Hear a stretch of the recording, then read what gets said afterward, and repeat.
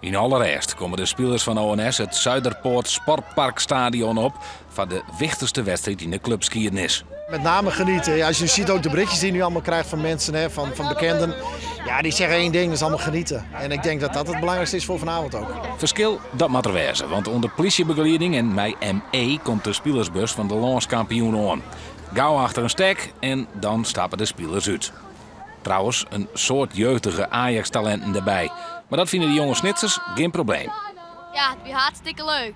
En dit is de leukste dag. En ONS kan ik wel winnen. Maar denkt de trainer van Ajax der ex-hoer.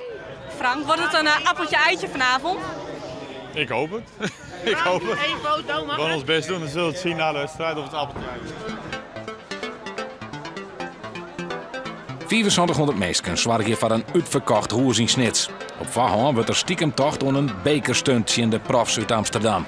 Het zou mooi zijn zoals Ajax van hem, maar ik denk net dat het gebeurt. Maar het zou wel een nultje of jou voor Ajax worden, maar laten we het beste ervan hopen. Fantastisch. En wat ze hier allemaal gepresteerd hebben, nou het is uniek. Allemaal door vrijwilligers. Nou het is fantastisch. Het is de eerste wedstrijd dat ik bij Ajax win.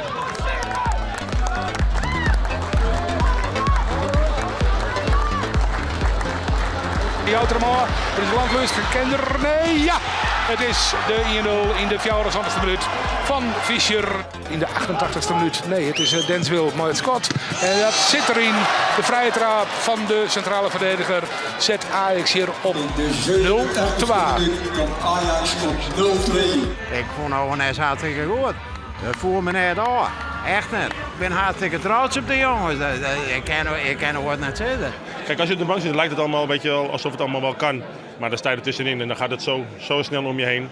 Ze zijn vooruit, achteruit, links, rechts en dan, ja, dat is niet te belopen. Dus die jongens hebben vandaag echt heel goed gedaan.